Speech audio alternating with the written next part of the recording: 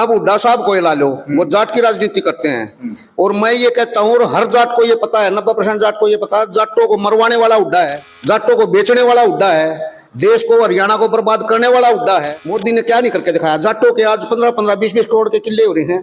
पहले 2-2 लाख रुपए में गर्दन पकड़वा कर हमारे साइन करवा लिया जाता। मैं भी तो जमींदार का बच्चा हूँ, हमने खून पसीने से पहले भी कमा कर खाया है, आज भी हम खून पसीने की रोटी खाते हैं। हुड्डा साहब ने जो प्रवृत्ति फैला रखी है, ठीक है, ये अच्छी नहीं है। ये जाटों का तो है ही नहीं, और किसी का तो छोड़ दो, ये खुद जाटों का नहीं है। दोनों बाबू बेटा ने, और जैर तीर जी से चलो वे गुलाम रहे हैं, आज वे आजाद हो गए, उनके विचार सुनो। जो उनसे आजाद हो जाएगा वो अपने विचार व्यक्त करेगा। दबाव में हैं कुछ जाट, दबाव में हैं, वे भी खुल जाएंगे।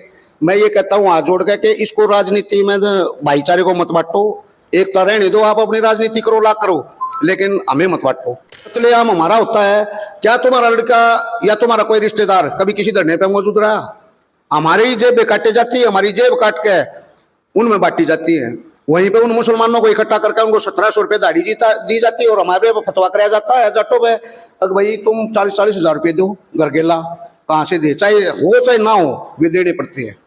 तो इतने बुरे बुरे काम हो रहे हैं साहब। अगर खुल के आए हैं लोग तो भीतर से भरे हुए बैठे हैं, और इसका रिजल्ट इस इलेक्शन में आपको देखने को मिलेगा। एक तरफा बीजेपी सरकार आएगी, ये हमारा वादा है। ये बताइए, जमींदार सबसे ज्यादा इस बेल्ट में जाट हैं। जब जब जाट आंदोलन होया है, जब जब जाट किसान आंदोलन होया है, ये सब मतलब एक संगठन जो विरोधी हैं, विरोधी दल है, वो सब इकट्ठे क्यों हो रहे मोदी को हराने के लिए? यानी कि इनको खतरा है। ये आम जमींदार को तो कोई परेशानी नहीं है।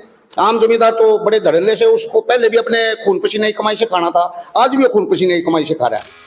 नमस्कार, स्वागत है समाचार कैरी में। और राजनीतिक चर्चाओं का दौर जारी है। विधानसभा चुनाव को लेकर के पूरा हरियाणा इस समय लोकतंत्र के इस महापर्व में जुट गया है। तमाम राजनीतिक हरकतों पर, तमाम राजनीतिक बातों पर हम चर्चा कर रहे हैं। हमारे साथ हिंदू युवा वाहिनी के हरियाणा प्रदेश अध्यक्ष भाई सुभाष हिंदू हमारे साथ जुड़ चुके हैं, उनसे चर्चा करेंगे। बहुत बहुत स्वागत है आपका समाचार कैरी में। सबको धन्यवाद। जय श्री राम, भारत माता की जय, जय गौ माता। हिंदू युवा वाहिनी, आप क्या समझते हैं हरियाणा प्रदेश के चुनावों में किस तरह की रणनीति रहने वाली है, और क्या भूमिका रहेगी हिंदू युवा वाहिनी की? हिंदू आज के टाइम में इकट्ठा हो चुका है, इसमें कोई दो राय नहीं है। कुछ एक हैं हमारे भाई, लेकिन उनको भी हम समझाने लग रहे हैं, और उनको आना पड़ेगा, जुड़ना पड़ेगा, हिंदू को एक होना पड़ेगा। जितना जल्दी हो जाए उतना अच्छा है। हम जगह जगह जाके जनसभाएं करते हैं, मीटिंगें करते हैं, और हिंदुओं को जागरूक कर रहे हैं। अगर अब भी हमारी समझ में नहीं आया ना, तो जी फिर इनको समझाने वाला भी कोई नहीं है, क्योंकि इन्होंने तो अपनी औकात रुक के मार के दिखा दी। ये कोई छुपा नहीं रहे। मैं उनका ये तो बड़पन मानता हूँ कि वे बोल के बताते हैं भाई हम देश के गद्दार हैं। राहुल जी विदेशों में जाते हैं, खड़गे जी सीधा कहते हैं अगर मुसलमानों को हम इतना दे रहे हैं, मुसलमानों को हम इतना बांटेंगे। इन्होंने खुल के कह दिया धारा 370 को हम वापस लाएंगे। जितने शहीद हुए हैं ये उनको शहीद बताते हैं, हम उनको आतंकवादी बताते हैं। देश उनको आतंकवादी, पूरी वर्ल्ड की सारे कंट्री उनको आतंकवादी बताती है, लेकिन कांग्रेस पार्टी और राहुल जी उनको देशभक्त बताते हैं, शहीद बताते हैं। लेकिन अब भी हम जागरूक नहीं हो रहे, अब भी हमारी आंखों पे चश्मे चढ़े हुए हैं कुछ आदमियों के। तो जी देखो, मेरी हाथ जोड़ के एक प्रार्थना सभी हिंदुओं से, जितना जल्दी जागोगे उतना जल्दी बसोगे, जितना देर करोगे उतना जल्दी कटोगे। तो हिंदुओं को समझना पड़ेगा इस बात को। चलिए, इस देश में अलग अलग तरह की मानसिकता के लोग हैं, इस देश में अलग अलग चीजें हैं। कहीं मुस्लिम तुष्टीकरण का आरोप है तो कहीं हिंदूवादी होने का भी आरोप है। ये भारत देश की जनता को तय करना है, क्या धर्म के आधार पर, जाति के आधार पर, या विकास के आधार पर, या कामों के आधार पर ही आपके जनप्रतिनिधि वोट लेने के अधिकारी हैं। हम सुभाष जी से भी ये सवाल करेंगे। ये एक प्रदेश अध्यक्ष हैं, बड़ी महत्वपूर्ण जिम्मेदारी इनके कंधों पर है, हम इनसे भी पूछेंगे।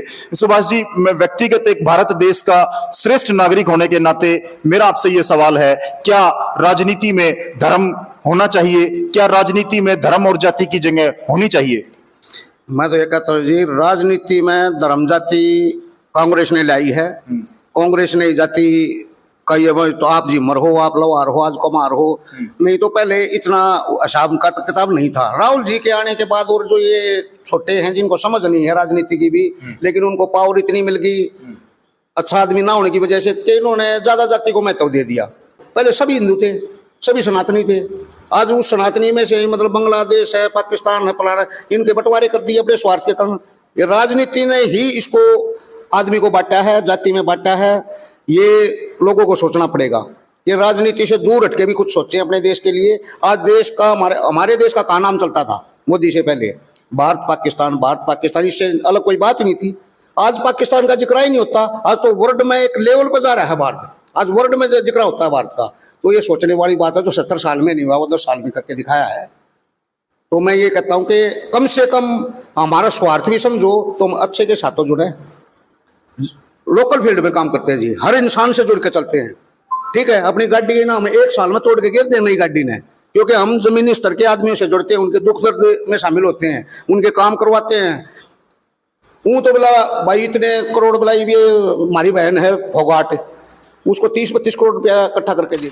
जाटों के घरों में तो मैं ऐसे ऐसे दिखा दूंगा, 36 बरादरी में ला लो या जाटों में ला लो, जिनकी लड़की नहीं ब्याही जाती, गरीब हैं, उनके पिप्या में चून नहीं है। इतना ही तेसी जाट एकता का नारा दे हुड्डा, तो उनके पिप्या में चून करवा दो, मतलब उन गरीबा की छोरियां ने बेवा दो। वे हैं काम करने के, वे तो करते नहीं। जहां देश को हानि होती है, जहां देश को बेचा जाता है, ये लोग उनके साथ खड़े मिलते हैं। तो मैं सब को ये रिक्वेस्ट करता हूँ एक हिंदू होने के नाते कि हर हिंदू को ये सोचना चाहिए कि अच्छे के साथ जुड़े, अपने देश के हित में जुड़े, सनातनी हो आप और सनातन के लिए काम करें। चलिए, एक सभ्य समझदार मतदाता को जातिवाद, धर्मवाद, क्षेत्रवाद, भाई भतीजावाद को ना देख करके विकास को देखना पड़ेगा, विकास की योजनाओं को देखना पड़ेगा, सबका साथ, सबका विकास और सबके हित में वोट करनी पड़ेगी। यही हमारी अपील है कि चुनाव 5 वर्ष में एक बार आते हैं, सोच समझकर चुने, सभी चुने, सही चुने। बहुत बहुत धन्यवाद सुभाष जी, बात करने के लिए शुक्रिया। बहुत बहुत धन्यवाद। जय सनातन धर्म, जय हिंदू, जय गौ माता।